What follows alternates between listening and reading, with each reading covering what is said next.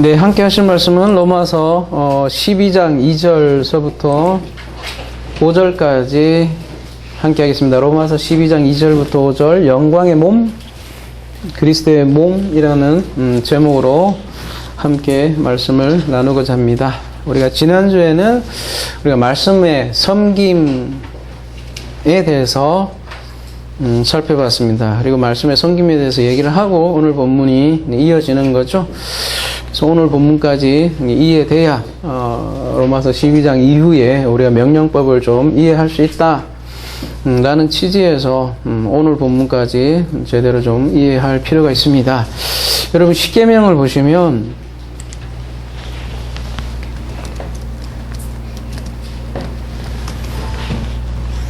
너는 나 외에 다른 신들을 내게 두지 말라, 이렇게 여기를 첫 번째 계명으로 알고 있는데요. 이 첫 번째 계명을 알려면 앞에를 알지 못하면 첫 번째 계명을 알 수가 없죠. 하나님 이 모든 말씀으로 말씀하여 이르시되 나는 너를 애굽 땅 종 되었던 집에서 인도하여 낸 내 하나님 여호와니라. 이 말씀을 없으면 뒤에 우리가 소위 말하는 십계명이라는 것은 명령일 뿐인 거죠. 지킬 수 없는 명령이 되고 실제로 지킬 수 없는 명령이 돼서 그 사이에 금송아지 사건이 등장을 하죠. 그리고 두 번째 돌판으로 바뀌면서 새 언약으로 약속으로 이렇게 변하는 장면을 우리가 출애굽기 때 보았는데요. 마찬가지로 출애굽기 1절, 2절이 이해됐을 때 3절 이후에 계명의 약속으로 보이게 된다는 사실이죠. 마찬가지로 오늘 본문도 로마서 앞부분을 이해해야 뒷부분이 이해된다. 그러한 측면에서 1절 다시 한 번 더 저희들이 기억을 되살리면요. 그러므로 형제들아, 내가 하나님의 모든 자비하심으로 너희를 권하노니 너희 몸을 하나님이 기뻐하시는 거룩한 산 제물로 드리라. 이는 너희가 드릴 영적 예배니라. 이 말씀을 지난주 우리가 함께 살펴봤는데요. 그죠? 파라칼레오로 시작을 한다 그랬습니다. 너희들을 초대한다. 어디로요? 제일 마지막에 보면 로기코스 라트레이아, 말씀의 섬김으로 내가 당신들을 초대합니다, 이렇게 얘기하는 거죠. 초대한다로 로마서 12장은 시작을 하고 있고, 그렇게 초대받은 존재들을 에클레시아, 교회라 이렇게 얘기한다는 거죠. 그런 교회인 너희를 사도 바울은 이제 형제들로 부릅니다. 근데 이 형제들은 어떻게 된 형제들이냐면 디아, 하나님의 자비하심으로 말미암아 된 형제들을 얘기하는 거죠. 그리고 그런 너희들은 누구냐? 드리라, 이렇게 명령으로 번역이 되어 있지만 드려진 부정사 과거로 되어 있다고 그랬죠. 그죠? 뭘 드려졌냐? 너희 몸이 드려졌다. 드려졌다. 옆에 파라, 옆에 세워졌다. 똑바로 세워졌다. 과거에, 그죠? 어떤 너희 몸이, 그러면 그 너희 몸이 뭐가 됐느냐? 그래서 살아있는 재물, 그리고 하나님이 거룩한 재물, 그 다음에 하나님이 기뻐하시는 재물인 너희 몸이 그렇게 똑바로 하나님 옆에 세워졌다, 이렇게 얘기를 하고 있죠. 그렇게 똑바로 세워진 너희를 뭘 하냐? 파라칼레오, 초대한다. 어디로? 바로 말씀의 섬김으로 내가 당신들을 초대합니다. 그런 내용을 우리가 지난주에 살펴봤죠. 그리고 이어지는 본문이 2절서부터 5절입니다. 오늘 본문을 우리가 여러분이 잘 이해하신다면 이 교회라는 이 존재가 얼마나 위대한가를 우리가 또 한번 발견할 수 있는 귀한 시간이 될 줄로 믿습니다. 물론 이제 교회를 세상에서 많이 조롱을 하지만 말이죠. 교회라는 뜻을 참으로 제대로 안다면 이 교회란 얼마나 소중한 존재인가를 우리가 알 수 있게 되는 것이죠. 그러니까 지난 시간에 이렇게 우리가 로기코스 라트레이아, 말씀의 섬김에 대해서 알아봤습니다. 그러니까 종교 의식이 아니라 진정한 섬김, 진정한 예배에 대해서 우리가 함께 살펴봤죠. 그러니까 짐승이 아닌, 짐승으로 드리는 제사가 아닌 하나님이 이미 단번에 드려진 그 제물을 통해 이루어지는 그 예배에 대해서 우리가 함께 살펴본 것이죠. 그래서 이 본문을 삼제물로 드리라 이렇게 되니까 삼제물을 막 드리려고 많은 노력들을 하지만 이미 제물은 드려졌다는 사실 우리가 함께 배웠고요. 그래서 로마서에서 말하는 제사는 제의 의식이 아니다라는 거죠. 놀랍게도 우리 몸 자체가 살아있는 제물로 드리셨다 이렇게 얘기를 하고 있죠. 그래서 지난주 우리는 성도의 몸에 대해서 이러한 언급을 잠깐 언급이 살펴된 몸을 보았고요. 오늘 본문도 5절에는 몸으로 끝나는데요. 몸이라는 게 도대체 무엇일까? 우리가 함께 살펴봐야겠습니다. 그리고 이 몸을 설명하기 위해서는 먼저 마음부터 설명해야겠죠. 그래서 바울이 오늘 본문 이렇게 얘기를 합니다. 너희는 이 세대를 본받지 말고 오직 마음을 새롭게 함으로 변화를 받아 하나님의 선하시고 기뻐하시고 온전한 뜻이 무엇인지 분별하도록 하라. 앞에 드리라는 명령은 아니라고 그랬어요. 그죠? 근데 이제 오늘 본문은 명령이죠. 그죠? 명령인데 무슨 명령이냐면 부정명령이라고 하죠. 그죠? 부정으로 시작을 하죠. 그러고 보면 앞에 그 출애굽기 20장에 나오는 십계명도 보면 말라는 게 더 많아요. 그죠? 부정명령으로 시작을 한다는 거죠. 여기도 마찬가지로 매가 붙어갖고 부정명령으로 시작한다는 거죠. 그런 맥락으로 봐도 앞에 1절을 이해하지 못하고 2절 이유를 이해할 수 없는 거죠. 부정명령으로 얘기하는 너희는 본받지 말라 이렇게 얘기를 하고 있는데요. 본받지 말라는 게 뭘까요? 시스케마티조 이렇게 돼 있는데요. 밑에 보시면 같은 모양으로 만들다라는 뜻이에요. 같은 모양이 되지 말라 그런 뜻이에요. 그래서 무엇과 같은 모양이 되지 말라 그렇게 얘기하는 걸까요? 그래서 이 세대 앞에 아우토스 아이온 이 세대에 대해서 지금 얘기를 하고 있죠. 이 세대의 모양과 같은 모양이 되지 말라 이렇게 얘기를 하고 있어요. 이 세대의 모양이니까 이 세대는 어떤 틀을 가지고 있다는 거죠. 그리고 그 틀대로 살 것을 요구하는 이 세대. 그래서 그 틀에 의해서 우리가 생각을 하고 그 틀에 의해서 그 행동을 강요당하고 있죠.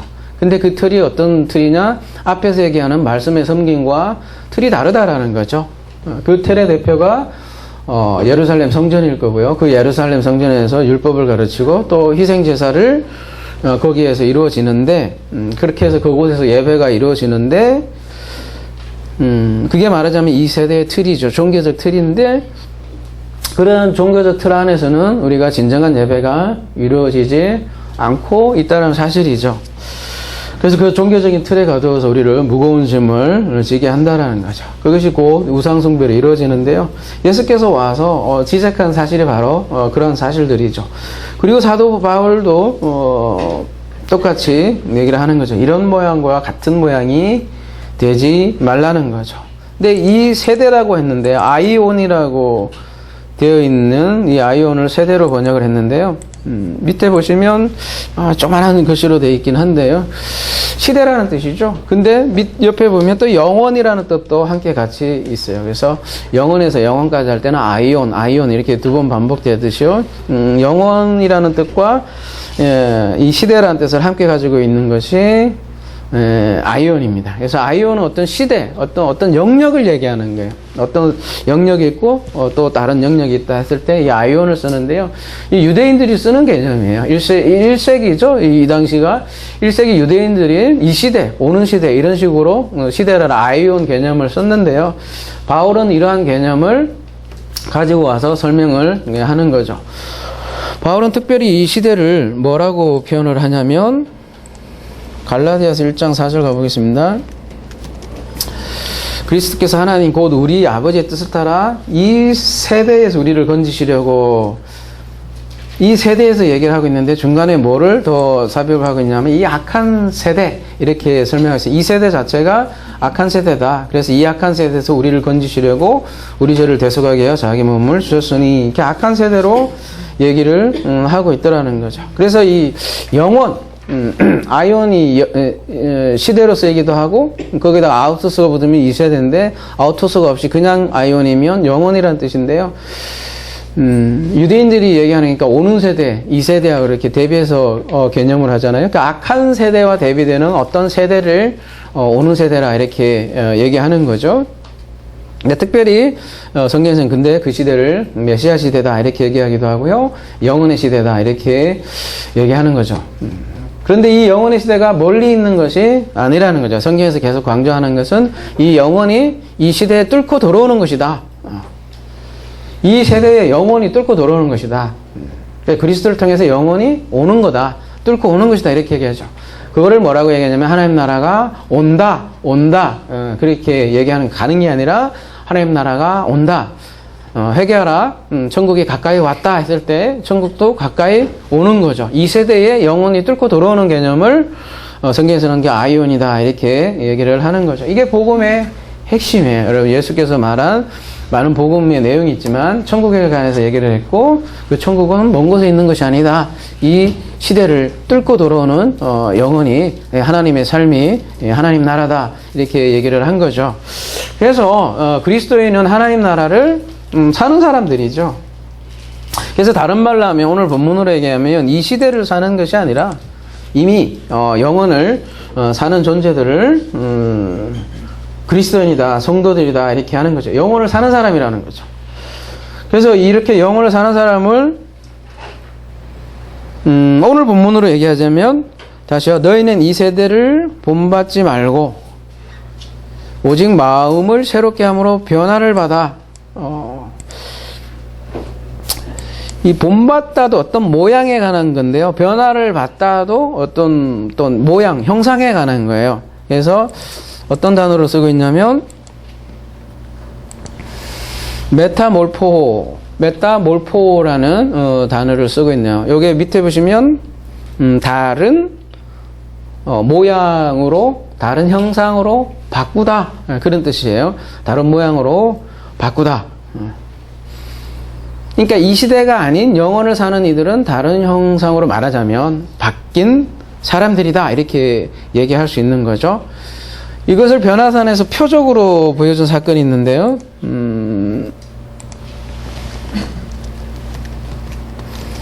그들 앞에서 변형대사, 메타포 똑같은 단어를 쓰고 있어요. 뭔가 바뀐 거예요, 모양이. 그 얼굴이 해같이 빛나며 옷이 빛과 같이 희어졌더라.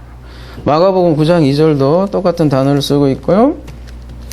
성경에서 이게 그래서 이 단어가 이렇게 3번 쓰이고 있는데 엿새 후에 예수께서 베드로와 야고보와 요한을 데리고 따로 높은 산에 올라가셨더니 그들 앞에서 변형되었다 했을 때 이 메타몰포 똑같은 단어를 쓰고 있어요. 근데 이 똑같은 단어를 고린도 후서에서도 사도 바울이 쓰고 있는데요. 가볼게요.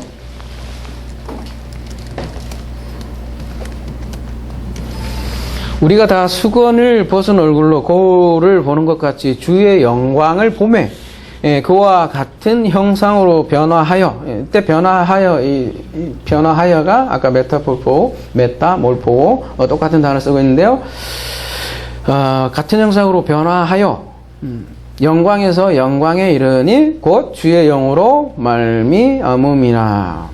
이때 똑같은 단어를 쓰고 있는데 이때는 무슨 현재형으로 쓰고 있어요. 그리고 수동태로요. 변화하는 게 현재고 그것도 수동태로. 그러니까 같은 형상으로 변하는데 그게 현재라는 거죠. 그러니까 현재 그의 형상으로 변한다. 이렇게 고린도서 3장에 진술하고 있다라는 거죠. 그리고 우리는 주의 영광을 본다. 현재 그 영광을 본다. 이렇게 얘기를 하고 있다는 거죠. 그래서 그 영광에서 영광에 이른다. 영광을 받기 때문에 또 영광으로 이른다. 이렇게 얘기를 하고 있는 거죠. 지금 고린도서 3장 18장은 쭉 이렇게 보면 옛날에 율법에 있는 유대인들과 달리 우리는 새로움을 본다. 우리는 그리스도의 영광을 본다. 그렇게 얘기하는 거죠. 예전에는 이렇게 수건을 덮고 보지만, 주의 얼굴을 보지 못하고, 그냥 형식만 취하는 그 옛 언약에 대해서 지금 꼬집는 그런 장면, 문맥 속에서 나오는 내용이잖아요. 그죠? 근데 우리는 율법을 읽고 있는 유대인과 달리 주의 영광을 지금 본다. 그리고 심지어 그리스도와 같은 형상으로 지금 바뀐다. 이렇게 얘기를 하고 있는 거죠. 그게 우리의 영광이고 그의 영광이 영광으로 이런다. 이렇게 얘기를 한 거죠. 그게 어떻게 가능하냐? 이렇게 묻는다면 곧 주의 영으로 말미암는다. 주의 영으로 인해서 이게 우리는 지금 가능하다. 이렇게 얘기를 하는 거죠. 그러니까 성도들의 영광에 대해서 얘기했고요. 이 영광은 우리의 노력, 업적 그런 것이 아니라 주의 영으로 그렇게 된다. 이렇게 얘기를 하고 있고요. 그래서 고린도후서 3장 18절에서 쓰는 이 변화한다, 모양이 바뀐다. 이거는 꼭 외적인 변화를 얘기하는 언어는 아니라는 거죠. 그리고 또 그게 먼 미래에 일어날 어떤 일을 얘기하는 것도 아니고 현재형으로 말하고 있고요. 그래서 지금 이루어지는 일을 변한다. 이렇게 얘기를 하는 거고요. 그러면 그게 어떻게 이루어지느냐? 이렇게 묻는다면 오늘 본문에서는 오직 마음을 새롭게 함으로 변화를 받아 이렇게 되어 있는데요.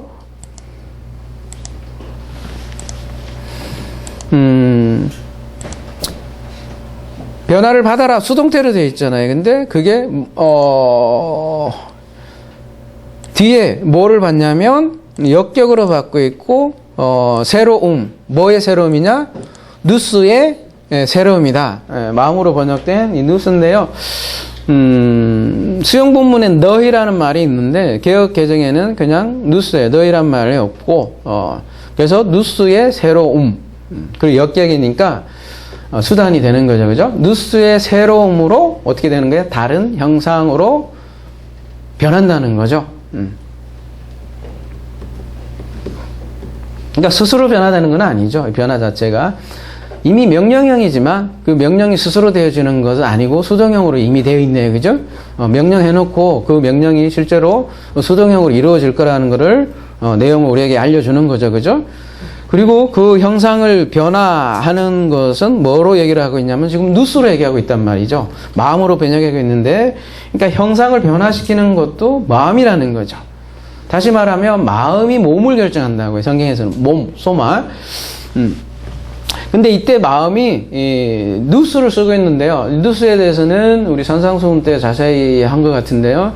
회심하라 할 때 메타노에어가 메타에다가 이 누스가 결합된 건데요. 인간의 좀 뭐 변하기 쉬운 그런 변질되기 쉬운 그런 마음이라기보다는 변치 않는 진리로서의 하나님의 의식, 그 이성, 변하지 않는 진리로서의 누스, 그 마음을 얘기하는 거죠. 그죠? 그러한 마음으로 돌아올 때 회심 돌아오다 하죠. 그러한 마음으로 돌아올 때 회심하라. 그때 천국이 가까이 왔다. 이렇게 얘기하죠. 가까이 온다. 이렇게 얘기를 하는 거죠. 그러면 무슨 일이 일어나느냐? 마음의 새로움이 있게 되면요. 뭐 어떻게 되냐면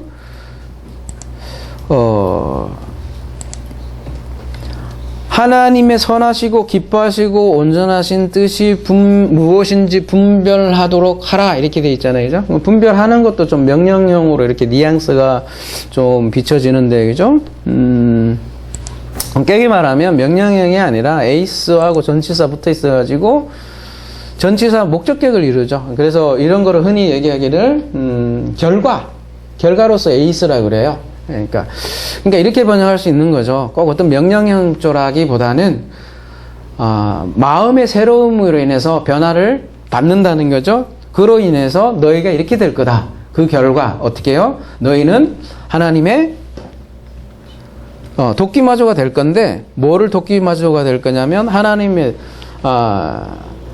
선하시고 기뻐하시고 온전하신 뜻을 도끼마저 하게 될 것이다라는 거죠. 그 결과 뭘로 인해서 마음의 새로움으로 인해서 변화를 받아서 모양이 바뀌어서 형상이 바뀌어서 너희들은 분별하게 될 거다. 하나님의 뜻이 도끼마저 될 것이다라는 거죠. 이 도끼마저가 또 뭐냐 이렇게 분별이 뭐냐 이렇게 얘기했을 때 이것도 산상수훈에서 나오는 얘기네, 그죠? 했었던 내용이네, 그죠?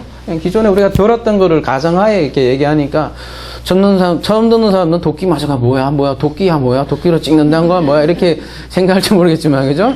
자세한 사항은 여러분 산상수훈에서 더 함께 하기로 하고요. 아무튼 그때 배운 걸 간단하게 얘기하자면, 그죠? 도끼마저라는 거는, 시험하고 검토하고 어떤 그런 과정을 통해서 최종적으로 확정되고 입증되고 그런 거죠. 그러니까 경험으로 배우고 알게 된 그것을 도끼마저다 이렇게 얘기하는 거죠. 사실 어떤 면에서 우리의 삶 전체가 시험이고 그 시험이라는 과정을 통해서 도끼마저가 되는 거죠. 그래서 뭘 도끼마저 하냐? 하나님이 선하다, 하나님이 옳다라는 것을 우리가 알게 된다는 거죠. 그거를 도끼마저라는 거죠. 그래서 마음의 새로움으로 너희들은 하나님의 뜻은 선하고 또 기꺼이 받아들일 만하고 손해보이지 않는 거죠. 삶의 과정을 통해서 보면. 그리고 이거 못 받아들이겠어. 근데 도끼마저가 되면 그게 받아들여진다는 거죠. 그리고 그게 하나님의 온전하다는 것을 우리가 경험하게 될 것이다. 그런 얘기죠. 그것이 입증될 것이다. 이렇게 얘기를 하고 있는 거죠. 그래서 오늘 본문을 가만히 보면 사도 바울은 이 세대와 문장 구성상 여러 가지로 보면 이 마음과 이렇게 좀 상반돼서 대조해서 이렇게 얘기를 하고 있네요. 이 세대는 제사를 드리고 있어요. 근데 새 시대는 마음이 새로워졌다. 이렇게 얘기하고 있는 거죠. 우리가 몸, 소마에 대해서 많이 다뤘지만 소마는 마음을 담는 그릇이다. 이렇게 이해할 수 있을 것 같아요. 그래서 마음이 새로워지면 이미 몸도 변화된 몸이다. 이렇게 성경에서는 계속해서 진술하고 있고요. 그래서 변화는 결국은 이루어질 것이지만 이미 시작되었다. 이렇게 얘기를 하고 있죠. 마음의 새로워짐에 대해서 다시 한 번 더 생각해 보도록 합시다. 이 아나카이노시스라고 되어 있는데, 아나 여러분 잘 알다시피 우애라는 뜻이에요. 우애. 그 다음에 카이노시스는 그죠? 이 명상이니까 카이노스에서 온 말이에요. 카이노스 새 것이라는, 새로운이라는 뜻이에요. 여러분 새 하늘과 새 땅이 계시록에 보면 나오죠. 그때 새 하늘과 할 때 이 카이노스예요. 그죠?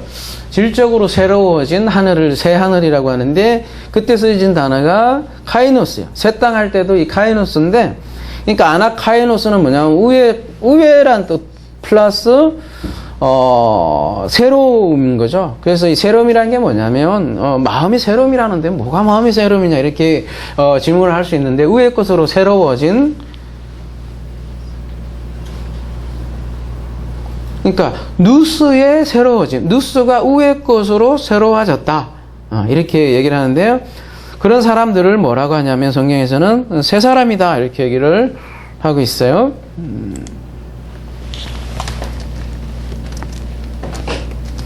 사람이 조금만 바뀌어도, 그죠? 저 새 사람인데 개가 청소네. 이렇게 얘기를 하는데, 그죠? 뭐 술 끊고 담배 끊은 그거 갖고도, 새 사람 됐다. 이렇게 얘기하는데요. 성경에서 뭐를 새 사람이냐 이렇게 하면 오직 너희 심령이 새롭게 돼. 이때 심령도 보면 누스 단어하고 푸뉴마하고 같이 돼 있어요. 그죠? 누스의 푸뉴마가 새롭게 되어 하나님을 따라 의와 진리의 거룩함으로 지으심을 받은 새 사람을 입는 거예요. 그죠? 새 사람에 대해서 얘기를 하고 있고요. 골로새서 3장 10절도 새 사람에 대해서 얘기를 하고 있는데요. 새 사람을 입었으니 이는 자기를 창조하신 이의 형상을 따라 지식에까지 새롭게 하심을 입은 자입니다. 이때 새 사람이다. 이렇게 얘기를 하고 있어요. 그래서 고린도후서 4장 16절 가보면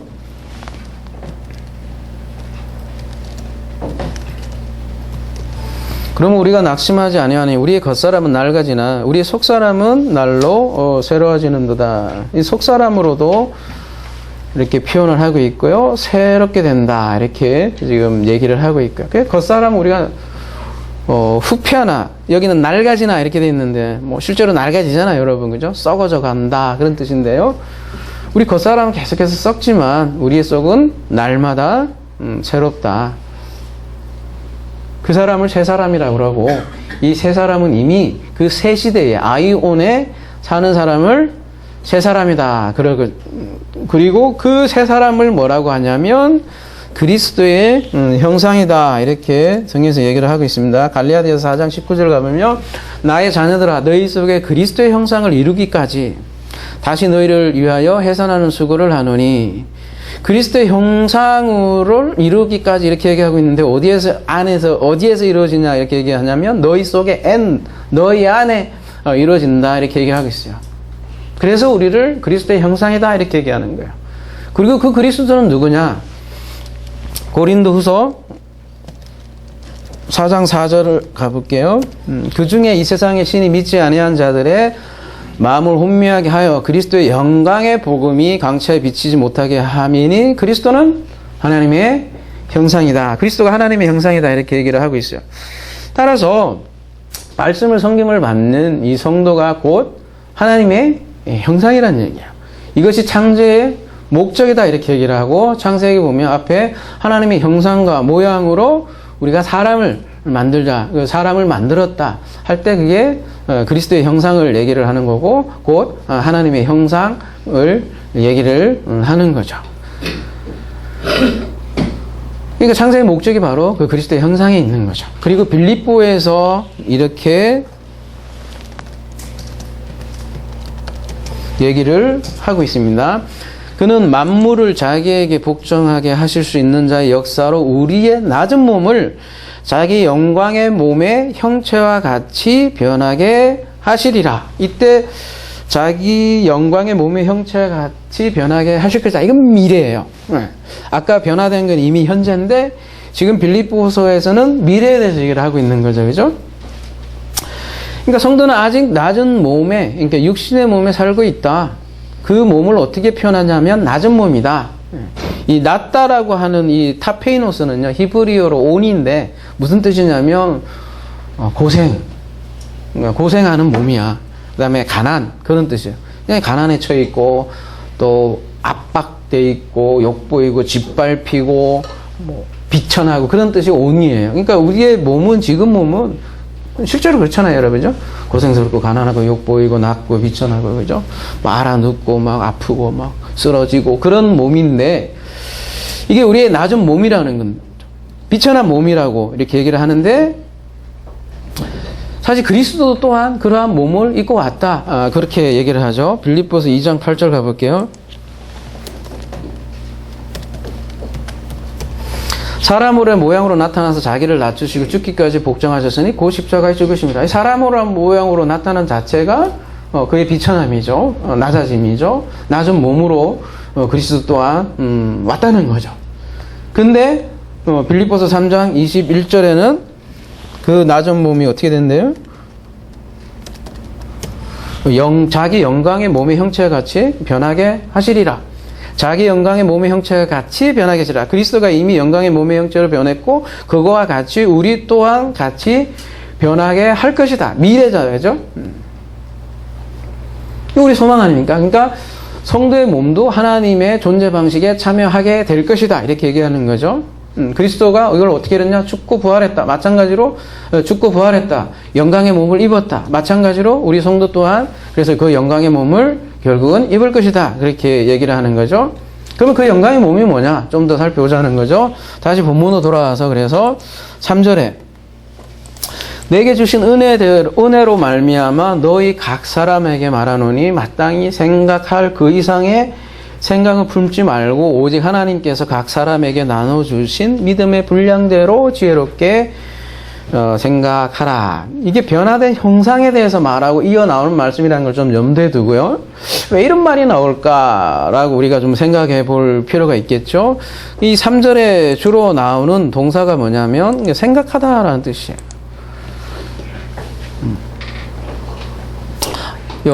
이것도 마찬가지고요. 다 이 포네이로라는 단어하고 이렇게 겹쳐진 이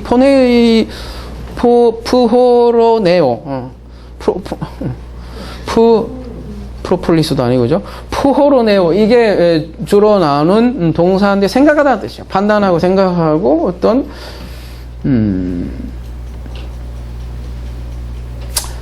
그러니까 생각한 게 개인이 뭘 보는 방법에 대해서 쓰이는 단어가 이 생각이죠. 새로운 마음으로 자신을 보라. 그러려면 어떤 객관적인 기준이 있어야겠죠. 여러분 믿음의 분량대로 지혜롭게 생각하라. 이렇게 번역이 돼 있어서 조금 이게 믿음의 분량대로 지혜롭게 생각해라. 그러면 믿음을 분량대로 준 건가요? 어떤 사람은 작은 믿음 주고 큰 믿음 주고 분량을 나눠준 건가요? 그렇게 생각하기 쉽죠, 그죠? 그래서인지 뭐 믿음의 분량대로 뭐래요? 믿음의 분량대로 헌신해라, 뭐 봉사해라, 헌금해라. 네 믿음의 분량만큼 헌금해. 그냥 그렇게 이런 말을 빌려서 이렇게 쓰기도 하는 것 같아요, 그죠? 근데 이 분량이라는 말이요, 보면 다시 메트론인데요. 여러분 그러니까 척도, 측량 기준, 그런 뜻이에요. 기준. 그러니까 다른 사람에게, 그러니까 각각 다른 분량을 준 게 아니라 그 믿음이라는 척도를 메리조 나눠줬다는 거예요. 그러니까 무슨 얘기냐면 같은 척도, 그러니까 믿음의 척도, 믿음이라는 척도를 하나님께서 나눠줬다 이 얘기예요. 무슨 얘기냐면 믿음이 척도인 거예요. 그래서 그 믿음으로 생각하는 것을 지혜롭게 생각한다 이렇게 얘기를 하는 거고요. 그래서 요 지혜롭게라고 번역된 이 앞에 소가 들어가 있는데 밑에 보면 그죠? 소프로네오 건전한 마음이 대다라는 뜻이죠. 그래서 전부 다 보면 프로네오라는 단어 앞에 어떤 거는 뭐 높다, 어떤 거는 지혜롭게 생각한다 이렇게 다 주된 동사가 그래서 프로네오인데요. 밑에 보면 뭐라고 돼 있어요? 건전한 마음이 대다. 좀 글씨 작기는 한데 그죠? 보여요? 네. 이거 보면 건전한 눈이에요, 그죠? 건강한 눈, 건전한 마음이 되다 그런 뜻이. 이걸 온전하다 이렇게 얘기하는데요. 밑에 보면 술 취하지 않았다 이런 표현이 있는데요. 사실 이 건전한 마음 된 게 이제 정신이 온전하다, 술 취하지 않았다 이렇게도 얘기하는 거죠. 그러니까 건전한 마음이 뭐냐 했을 때 믿음의 측량을 가진 것을 그래서 건전한 마음이다 이렇게 얘기하는데요. 이 단어가 쓰인 몇 군데 한번 가볼게요. 마가복음 5장 15절에 가보면 예수께서 이르실 때 예수께 이르되 그 귀신 들렸던 자고 군대 귀신 집혔던 자가 옷을 입으니까 정신이 온전해졌다 이렇게 얘기했을 때 이 같은 단어를 쓰고 있어요. 정신이 온전한 거예요. 고린도후서 5장 13절 가볼게요. 우리가 많이 미쳤어도 하나님이 위한 것이요 정신이 온전하여도 너희를 위한 것이었대. 정신이 온전하다 이렇게 얘기를 하고요. 베드로전서 4장 7절. 야 정신 차려 그러잖아요, 여러분, 그죠? 그거를 정신 차리다 이렇게 쓰기도 한 거죠. 건전한 마음이 되다, 믿음의 척도에 의해서 생각하는 거를 제정신 차렸다 이렇게 얘기를 하는 거고, 척도가 믿음이라는 거예요. 그러니까 믿음의 측량 기준대로 생각하는 것을 지혜롭다 이렇게 얘기도 하기도 하고, 정신이 온전하다 이렇게 얘기하는 거죠. 그러면은 믿음의 측량대로 생각하지 않으면 어떻게 되는 거예요? 안 온전하면 제정신이 아닌 거예요? 그거를 오늘 본문에서는 뭐라고 표현하면 히페르라는 단어를 앞에다 프로네오 앞에 붙어 있는 거예요, 그죠? 히페르라는 건 뭔가 초월한 거예요. 뭔가 높아진 거예요. 옆에서는 높은 생각하지 말라 이렇게 얘기했는데 그 믿음의 척도를 벗어난 것을 높은 생각이다 이렇게 얘기하라는 거죠. 그러니까 높은 생각 가지지 말라는 그리스도의 믿음으로 생각하는 말과 같은 거죠. 근데 왜 이런 말을 할까? 우리는 이렇게 질문을 할 수 있겠죠. 앞에서 뭔가 변화에 대해서, 그죠? 얘기를 하고 있고, 근본적인 변화, 마음의 새로움에 대해서 얘기를 하고 있고, 앞에서는 말씀의 성김에 대해서 얘기하고 있는데 왜 이런 얘기를 갑자기 할까? 그 원인이 뒤에 가면 이제 4절에서 4, 5절에서 보면 이제 우리가 알 수 있는 거죠. 뭐라고 하냐면 앞에 그러니까 1절은 몸이 있잖아요, 그죠? 그리고 4절, 5절에 다시 몸의 주제로 다시 돌아와서 우리가 한 몸에 많은 지체를 가졌으나 모든 지체가 같은 기능을 가진 것이 아니니 이와 같이 우리 많은 사람이 그리스도 안에서 한 몸이 되어 서로 지체가 되었느니라. 여기서 아주 중요한 서술을 하는 거예요. 우리는 그리스도 안에서 한 몸입니다. 이렇게 얘기를 하고 있어요. 그죠? 이게 별 다른 말씀이 아닌 것 같지만 여러분, 혁명적인 말씀이에요. 중요한 말씀이기도 하고, 이걸 새로운 몸이다. 이렇게 얘기하는 거예요. 새로운 몸. 각자의 몸을 얘기하는 게 아니라 그리스도 안에서 한 몸인 그 몸. 그러니까 그리스도의 형상이 뭐냐 이렇게 얘기를 여러분이 할 수 있는데 그게 바로 교회다 이렇게 얘기를 할 수 있는 거죠.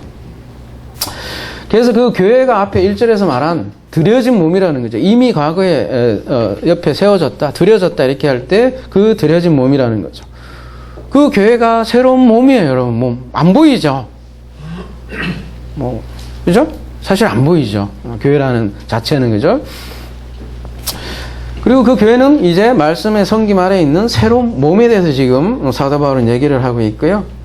우리가 많은 사람이 그리스도 안에서 한 몸이 되었다. 이렇게 그리스도의 몸이 되었다. 이렇게 얘기를 하고 있습니다. 다른 성경에서 몇 군데 한번 살펴볼게요. 너희는 그리스도의 몸이요 지체의 각 부분이라. 에베소서 4장 12절 가볼게요. 이는 성도를 온전하게 하여 봉사일을 하게 하며 그리스도의 몸을 세우려 하게 하며, 그리스도의 몸에 대해서 지금 얘기를 하고 있어요. 그렇죠? 그 몸을 골로새서는 뭐라고 하냐면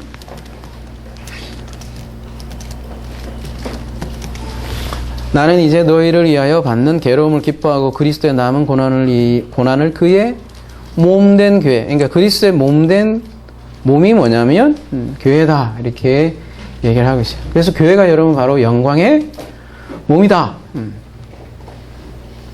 우리의 낮은 몸, 각자는 낮은 몸이잖아요, 여러분. 그죠? 여러분 보이는 몸은 각자 낮은 몸이에요. 근데 그 몸과 대비되는 영광의 몸을 소개하고 있다. 그 몸을 뭐라고 하냐면 그리스도의 몸이다. 이렇게 얘기를 하고 있어요. 이게 얼마나 중요한 개념이냐면 여러분 부활에 대해서도 얘기 많이 하고 뭐 사후에 대해서 얘기 많이 하잖아요. 여기에 다 단초가 있단 말이죠. 집에서 많이 생각해 보세요. 그리스도의 몸이 우리가 그리스도 몸이다. 하나님 어디에 계십니까? 성전에 계시다 이렇게 얘기를 하잖아요. 그죠? 그 성전의 다른 표현을 하면 그리스도 몸이죠. 몸.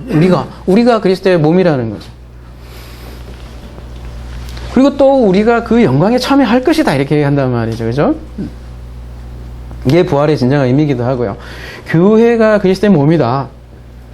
그러면 거꾸로 얘기하면 그리스도의 교회의 머리는 그리스도다. 그래서 이렇게 얘기하는 거고요. 근데 그 몸에는 이제 각 지체들이 있다.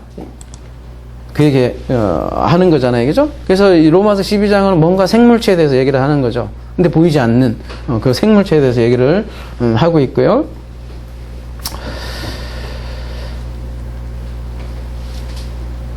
그러니까 우리가 지금 뭐 보이는 이런 거 건물로서 교회를 얘기를 하는 게 아니에요.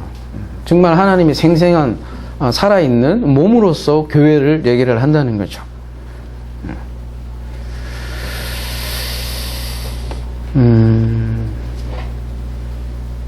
이게 사후에 대해서 굉장히 중요한 문제이기도 하지만 지금 우리의 삶에서도 굉장히 중요한 태제예요. 뭐냐면 우리는 어떻게 살아야 하는가 이런 질문을 많이 하죠.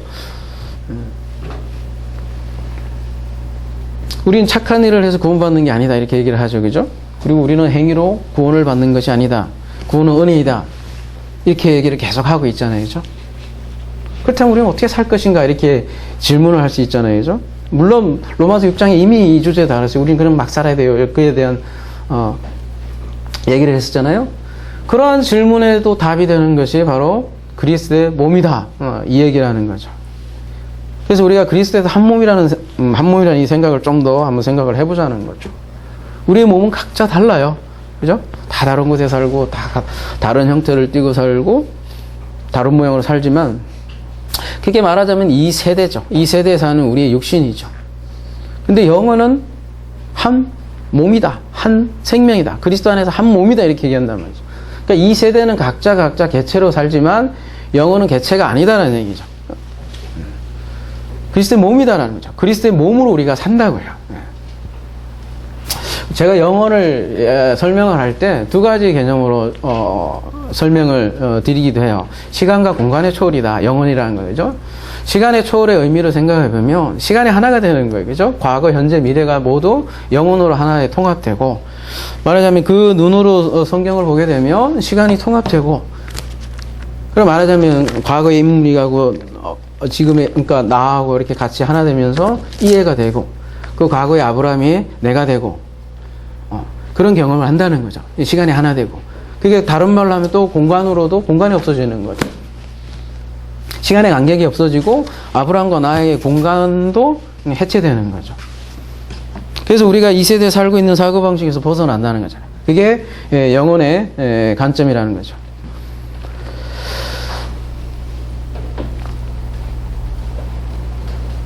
그러면 그렇게 이해가 되면 사실 아브라함과 나도 다른 시간, 다른 공간에 사는 것이 아니다라는 것을 우리가 깨닫게 되는 거고요. 마찬가지로 우리 그리스도의 몸으로서의 그 몸들을 볼 때 결코 나와 별개인 존재가 아니다라는 걸 우리가 알게 된다는 거죠. 그러니까 영으로, 몸으로 어떻게 하나겠어요, 우리가, 그죠? 육체로 어떻게 하나겠습니까? 영으로 한 몸이다라는 걸 우리가 알게 된다는 거죠. 보이는 몸을 너무 보이지 않는 그 몸을 우리가 알게 된다는 거예요. 그래서 영광을 봤다. 고린도서 3장 18절도 그렇게 얘기하는 거고요. 우리가 그 영광의 몸을 드디어 보게 된다는 거죠. 그래서 그 영광에서 영광으로 이른다. 그렇게 얘기하는 거죠. 교회가 그리스도의 몸이다. 굉장히 중요한 얘기라는 거죠. 그래서 이런 게 이해되면 그리스도가 한 말이 지극히 작은 자에게 한 것이 곧 나에게 한 것이다라는 게 무슨 얘기인지 알게 되는 거죠. 지극히 작은 자가 바로 그리스도의 몸이기 때문이죠. 우리가 요한복음 3장 16절에 성경을 탐구하는 목적이 영생이구나, 영생이다 이렇게 얘기하잖아요. 이 영생이 뭐냐 이렇게 질문할 때 사람들이 그냥 영원히 무조건 사는 거다 이렇게 생각할지 모르지만 성경적인 개념은 영생은 그렇지 않다는 거죠. 하나님의 생명 그 자체가 영원이죠. 그러니까 영생은 공중에 붕 뜬 그런 삶을 얘기하는 게 아니라고요. 성경에서 말하는 영생이라는 게. 삶의 삶. 근데 어떤 삶이냐? 질적인 삶. 하나님의 생명 그 자체를 영생이라고 하는데 특별히 그 이웃사랑의 삶을 사는 거를 영생이다 이렇게 성경에서 얘기를 한다는 거죠. 근데 이 영생이 뭐냐? 그리스도를 아는 것이 영생이래. 근데 그러면 그리스도를 아는 것이 이웃사랑과 도대체 무슨 관련이 있고, 근데 오늘 본문을 보면 그리스도를 알아야 그리스도의 몸을 이해할 수 있는 거고요. 그죠? 그리고 이웃이 말하자면 그리스도의 몸으로 보인다는 거죠. 그런 의미에서 그리스도의 몸이, 오늘 본문 그리스도의 몸을 이해할 때 우리가 이웃사랑을 이해할 수도 있다는 거죠. 그래서 이제 앞으로 로마서 12장에 앞으로 전개될 내용도 사실 이 그리스도의 몸이라는 이 기본적인 내용을 알아야 이해될 수 있는 것들이 많다는 거죠. 아니 로마서뿐만 아니라 서신서 내용이 다 그렇다라는 거죠. 앞에 출애굽기 20장 3절을 이해할 수 있는 단초는 1, 2절에 있듯이 기본적으로 이 말씀의 성경 개념과 그리스도의 몸이라는 게 무엇인지를 알 때 우리가 뭐를 해야 한다, 명령으로 들리는 것들을 이해할 수 있다라는 거죠. 그리스도의 몸은 그리스도 몸에 대해서 근데 한 생명이다. 이게 어떻게 사람들이 이해할 수가 있어요, 그죠? 인간의 의식으로는 불가능하다는 거죠. 불가능한 이 지식이고 인식이라는 거죠. 근데 그러한 그리스도의 몸이 하나님의 영광이다 이렇게 얘기를 하고 있죠. 그래서 오늘 본문은 이 세대 모양을 따르지 말라 이렇게 얘기하는데요. 이 세대의 사람의 모양,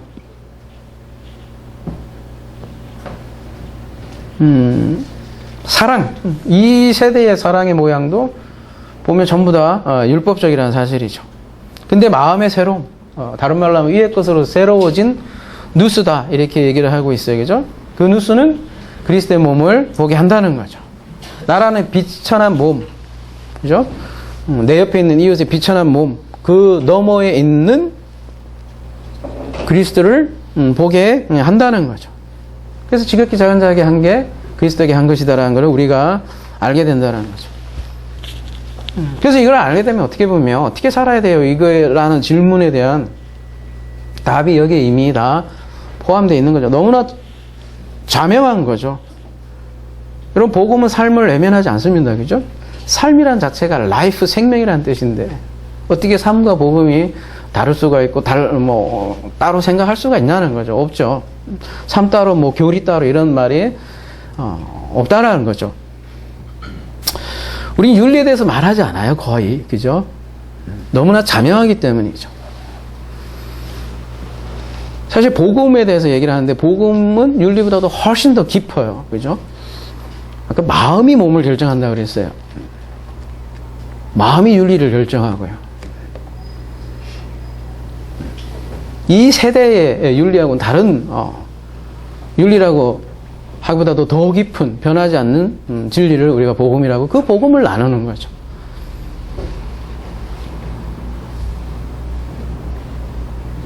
사랑 많이 얘기하지만 사람들이 그죠? 다 자기가 생각하는 사랑 아닙니까? 그죠? 일종의 기준이 있어요. 그 기준이 되을 때 사랑이 되는 거고. 저도 밖에 나가면 그렇게 썩 사랑스러운 사람은 아닌 것 같아요. 저도 지역사회에 살잖아요. 보면 제가 성격이 그렇게 좋지는 않대요. 왜 이렇게 안 좋냐 했더니 나는 살갑지가 않대요. 사람이 되게 살갑지가 않다고 그러더라고요. 여러분도 비슷한 느낌일 거예요. 그죠? 제가 이렇게 좀 살갑지는 않잖아요. 그죠? 그러면 이제 우리 지역사회 사람들은 저 사람은 좀 이렇게 싸근싸근하고 그런 사람은 아닌 것 같아요. 그 기준이 자기한테 안 맞으니까 이 사람은 좀 많이 개조해야 될 사람 이렇게 생각을 하는 모양이에요. 근데 제가 천연적으로 태어났기 때문에 이게 살갑게 저는 나름 살갑게 한다고 한 게 그 사람들이 보기에는 되게 차가운 거예요. 그 사람들 보기에 그 사람들이 생각하는 살가움은 왔어요 그런 거 있잖아요. 그죠? 근데 저는 그냥 안녕하세요 이 정도가 난 되게 친근한 표현인데 이해를 못 해두더라고요. 하나의 예죠. 그러니까 누구나 자기식의 방식을 가지고 있고 자기식의 기준이 있고 자기가 선악과가 있어서 그의 기준에 맞을 때 이 사람은 사랑한다 이런 걸 평가를 다 한다는 거죠. 근데 오늘 우리가 본문으로 이렇게 한번 생각을 하면 많은 것을 우리가 생각하게 하는데요. 몸은 성경에서 소마는 중립적이라고 그랬어요. 육신에 비해서 마음을 담는 그릇이다 이렇게 얘기했을 때 몸은 말씀의 성김을 받는 그릇이기도 하고요. 하나님 나라를 말씀이 다스리는 나라라고 했잖아요. 그죠? 이게 하나님 나라이고요. 그러면 우리는 그런 이 시대가 보는 그런 눈으로 볼 것이냐, 사람들을 어떻게 볼 것이냐, 근본적인 시야에 대해서 오늘 본문은 우리에게 주는 메시지가 있을 것 같아요. 제가 자주 얘기를 하잖아요. 그 사람의 얼굴을 보지 말고 제 얼굴을 보면 여러분 시험당해요. 그죠? 얼꼴을 봐라. 그런 얘기를 하잖아요. 그 사람의 얼을 봐라. 얼이 뭐냐? 얼이라는 게 전체이기도 하고, 이제 우리나라 순수한 말로 정신이거든요. 정신이 뭐냐? 이렇게 했을 때 제대로 된 정신이 뭐예요? 우리 얼. 그 사람 안에 있는 그리스도를 보라는 얘기죠. 그러니까 왜냐하면 그리스도의 몸, 우리 교회가 그리스도의 몸이고 그리스도의 형상이란 말이죠. 그러니까 바깥의 것으로 그 사람을 판단하는 것이 아니라 그 사람을 진정한 존재를 우리가 보게 될 때 이것을 어떻게 대해야 하는 거에 대해 답은 자명하다라는 거죠. 너무나 자명한 거죠. 우리가 그 하나하나 규정을 짓고 그래야 되는 거예요. 그죠? 시대 따라가다 살짝살짝씩 다 바뀌는 건데, 그죠? 어떨 때는 뚱뚱한 여자들이 호평을 받다가 다 다르잖아요. 시대에 따라 그 기준들은. 그래서 뒤에도 내용 이제 더 나오겠지만 사랑은 모든 율법을 해서 완성한다 이런 얘기도 나오고요. 그죠? 그때 우리가 더 봐야겠지만요. 아무튼 오늘은 그리스도의 몸의 입장으로서 너무 멀리 갈 거 없이 우리 교회를 보자. 옆에 있는 분들을 뭘 볼 거냐 이거죠. 중심을 보라 그러는데 그리스도 몸으로서 우리 이제 형제 자매들 다시 한번 여러분 봐보세요. 그럼 내가 어떻게 할까 하냐면 얘기할 것도 없어요, 여러분. 그래서 성경은 사랑은 하나님의 사랑이죠. 하나님의 그리스도를 통한 사랑을 사랑이라 얘기하고, 그 교회는 그리스도의 몸이다 이렇게 얘기하고, 이것이 성경에서 말하는 영광의 몸이다. 영광의 몸이다. 여러분, 영광하면 너무 추상적이잖아요, 그죠? 근데 그 영광의 몸이 바로 교회다 이렇게 얘기를 하고 있어요. 그리고 우리도 결국 영광의 몸을 입을 것이다 이렇게 얘기하잖아요, 그죠? 하나님 존재 방식에 참여할 거라고요. 근데 하나님 어디에 계셨냐면 교회에 또 있어요. 영광의 몸에 있다고요. 대단하지 않나요? 근데 그림은 잘 안 그릴지 모르겠지만 여러분, 그죠? 이 개체를 벗어나서 교회에 함께하는 하나님의 영광 그 자체에 우리도 같이 참여한다는 게, 개체로 생각하니까 잘 이해가 안 되고, 그죠? 잘 안 와닿잖아요. 근데 조금만 우리 시간과 공간을 넘어서 영의 입장으로 다시 우리 세계를 바라볼 때 그 하나님의 참하는 그 영광 얼마나 위대할 것이라는 거죠. 우리가 조금 맛보고 있잖아요. 작은 개체로서, 그죠? 작게 맛보고 있지만, 그걸과 같이 희미하지만, 그날에는 얼굴과 얼굴 보는 것 같이 그 영광이 휘황찬란하게 비칠 것이다. 이게 우리의 소망이잖아요. 그리고 뒤에 이제 나오는 내용에 이제 은사 얘기 나오고, 이제 교회에 대한 은사 얘기도 이렇게 나오는 거죠. 앞에 배경이 될 때 왜 이런 얘기를 하는지 이해가 될 거고요. 이 은사에 대한 부분은 다음 시간에 다루기로 하고요. 이제 말씀을 마무리해야 될 것 같습니다. 우리가 윤리 하는데 근본적으로 마음으로부터 나온다는 거죠. 의식의 새로움으로부터 나온다는 거죠. 그러니까 이 의식의 새로움이 없이 윤리만 논하면 그건 또 하나의 율법이 된다는 거죠. 지긋지긋한 명령이 되는 거고, 그러니까 앞에 직설법이 없는 명령법이 된다는 거죠. 앞에 하나님의 은혜를 알지 못하고 십계명을 보는 것과 똑같이 된다는 거죠. 그래서 말씀의 성김이었으면 명령법은 율법이 될 뿐이라는 거죠. 그러니까 많은 사람들이 11장까지 징의를 다뤘으니까 이제 12장부터 이제 성화를 다뤄보자. 잘 살아보세요. 새마을 운동 하려고 하는 거 아니겠습니까? 그죠? 근데 징의와 성화는 결코 분리 하면 안 돼요, 여러분. 2단계가 아니에요. 항상 사람들은 단계를 나누길 좋아하죠. 새 신자, 뭐 오래된 신자, 오래된 신자는 이제 교육 안 받아도 돼, 그죠? 새로운 신자는 교육을 받아야 돼. 단계가 있어요. 근데 징의 성화는 하나다. 2단계가 아니다. 그죠? 그리고 우리는 행위 규범, 뭐 지옥 안 가려고 율법을 지키는 것도 아니라고요. 그렇다고 남들이 말하는 뭐 개차반으로 살지 않는다고요. 그리스도의 몸을 보고 사는 사람들인데. 물론 실수하고 넘어질 수 있어요. 뭐 완벽하다는 얘기는 아니에요. 그죠? 그러나 뭔가 지위를 받고 있다. 그리고 우리 영광된 영광의 몸을 소망하고 있다. 그래서 복음은 삶이다. 이렇게 얘기도 할 수 있는 거죠. 비유로 얘기하자면요. 그죠? 그리스도의 몸으로 산다는 비유를 얘기하자면 이전에 영광의 몸으로 사는 거지 않습니까? 그래서 우리가 쉽게 알아듣기에는 애벌레와 나비를 그래서 생각을 하잖아요.